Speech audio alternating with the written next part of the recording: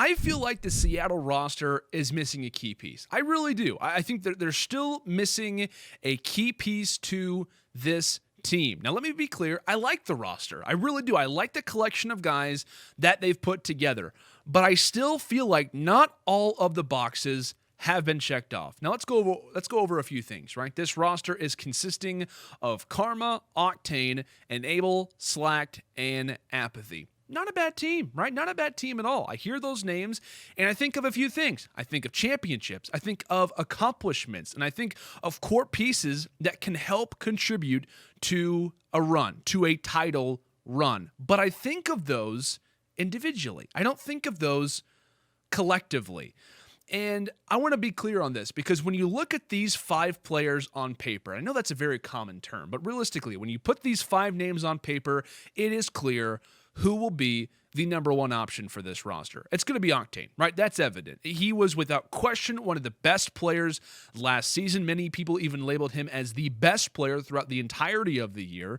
He was someone who I personally, even in the early struggles that were going on with 100 Thieves, put him in my best player per position at the start of Black Ops 4. And I got a lot of flack for that. But in general, we have known Octane to be a consistent player over multiple titles, right? The talent of this guy, it's undeniable. He's done it enough. He's done it at the highest of level to the point where he deserves that respect, right? He is consistent enough and has performed at the highest level long enough that he deserves to be called right now the number one option for pretty much any team that he would join, including Seattle. And even if he does, right, start slow to a series, start slow to a map, maybe he just starts slow in terms of Modern Warfare, which I doubt will happen, but he's someone that you keep passing to, right? He may have off nights, like I said, but you continue to pass to him until he gets hot. Not if, but when. Obviously, it's hard to tell what happens during the offseason, and there were plenty of rumors about which players could be going over to Seattle and which players weren't, et cetera, et cetera. Regardless of that, the roster that they have right now complements stars too much. And you may be thinking, wait, complements stars too much? How is that a bad thing? It's the way that I look at it is that it's bad when you don't have enough options that need to be called upon. Let me ask you this. What happens in a CDL game this season if Octane struggles? What happens then? Right? Who's the player that's then called upon to step up? Who's been in that situation recently on this team as the no question about it second option and does it well on this team? Who is now added? Who do you call up next? I guess it has to be Karma, then Apathy, or Slacked, one of those guys, right? And I believe, right, and in reference to those particular players, but more specifically, I believe that a player like Karma, the role that he possesses, right, the role that he plays, it's necessary, right? You need someone to fill that role. It's essential for someone to play the same role that Karma does on a championship-type lineup. But he is there for the prior rosters that he's played for. He was there as the safety net, right? Enable at times was looked upon as the same thing for 100 Thieves. There were times when players in 100 Thieves didn't look great, right? They didn't have the greatest of maps. They didn't have the best series. And who was there normally to be the guy to pick things up? It was him, right? It was Enable. It was Karma. They were the safety net. And a safety net is not only meant to be used in worst case scenarios. On this team, you are now calling up what has previously been looked upon as the closing pitcher and saying, listen, hey, we're going to need you to pitch the whole game, by the way. Is that all right? I know that you were brought here for the end. We kind of need you to do the whole game now. Does that work? Also, how's your batting average? Is that okay? Is that going well? Because we also need you to put up numbers in that department as well. Having a safety net is fine, but having a closer as well is also fine. But asking that person to step in consistently over the span of an entire title, I don't know about that. Slacked has been called upon as an underrated player, right? Someone who won't put up unbelievable stats, but gets the job done. He's been successful over numerous games. Now, I said the name Slacked. You could also use that name for almost anybody on this team outside of Octane, who obviously puts up wonderful stats and puts up consistent numbers. But when you look at this past season, right? The teams that won had, in some variation, 2 to 3 identifiable main slayers, right? Followed up by consistent pieces that stepped in when necessary and could pick up the pace when called upon, right? United, we'll talk about them as of recently, right? Won 2 championships, one of those being a world championship. Simp, Arcides, Abizi. Strong secondary in Pristini and Clayster. Optic, Dashy, TJ, some variation at times of Scump, Karma, and Crimsix. 100 Thieves, Octane, Slasher, Kenny, sometimes Priesta. And then you've got Enable. In some variation, 2 to 3 major slayers along with a solid contributing core. That's what it took to become champions last season, right? The only title that we can look at in terms of 5v5 consisted of 2 to 3 main guys, but in general, a consistent team to round stuff out. Now, one thing that does worry me about this team in Seattle, ARs, right? You've got a lot of guys that feel more comfortable with SMGs on this team. I'm personally not sure as of yet who that will be, and at least as of the recording, players have not made that known as of yet in terms of what the roles will be looking like for this team. But if we enter into a meta where ARs are more dominant, you may be thinking, great, Octane, cool, this is a perfect position for him. Not really. It's really not that way because in general, regardless of the meta, you're going to have an AR of some sort. Now, unless we have Call of Duty Ghosts all over again, which I doubt would happen, you're going to have Octane pretty much slaying no matter what. If it's SMG heavy, if it's AR heavy, he's going to have an AR in his hands regardless. And the guy can put up numbers in slow metas, in fast-paced metas. Octane doesn't really change up all that much. He can do it with multitudes of different weapons. He taught us that in Black Ops 3 with the ban and protect system. He could pretty much roll with anything out there.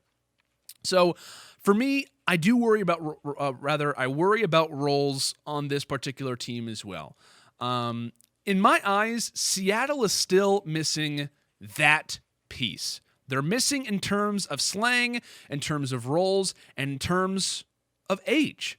Franchising, as we have discussed, is a decade-plus investment. Teams want to try and harness and foster up young talent. Why?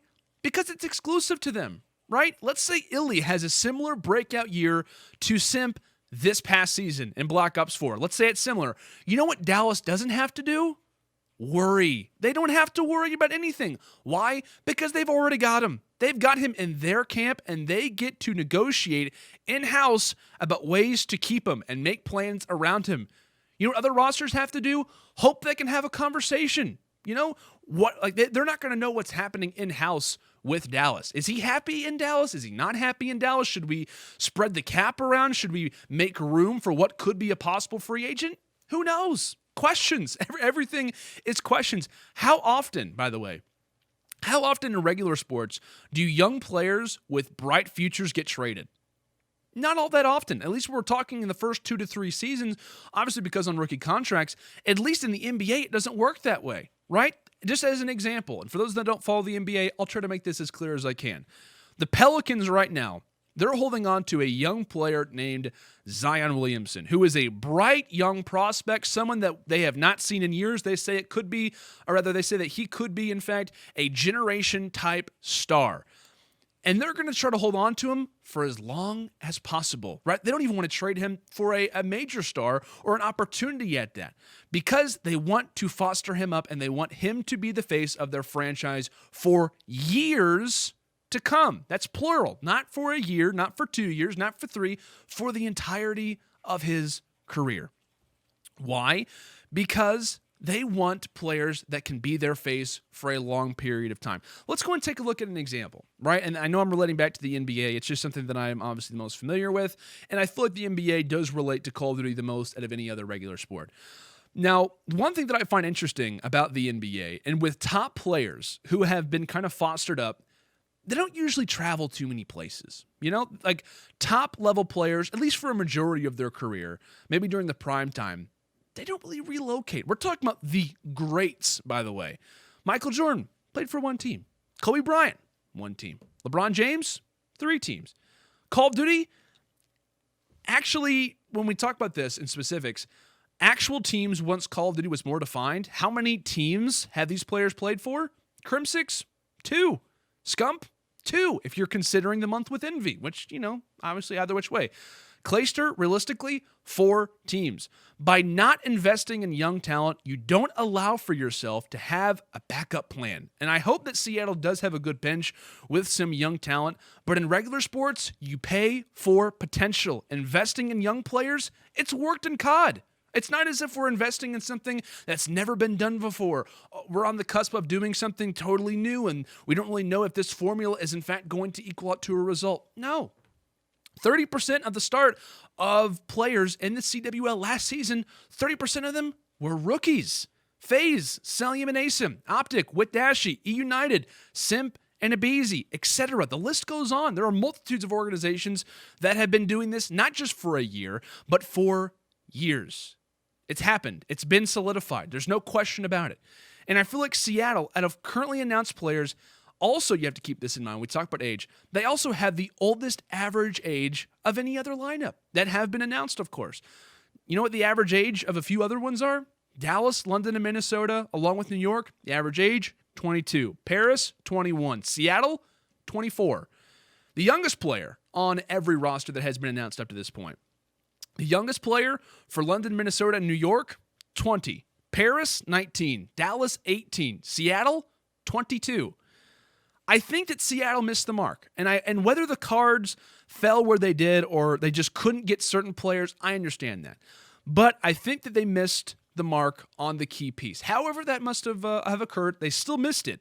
And I think that they missed out on a preferably young, talented Slayer who you can rely on and can preferably utilize an AR. Personally, I think someone that would fit that bill, someone like Illy. Someone like Priesta, someone like Dashi, Brack, the list goes on. Something along those lines I think would be perfect for this team and would allow them to reach their full potential. And I think a rookie, at least a young player, they love it here, right? They're surrounded by solid players.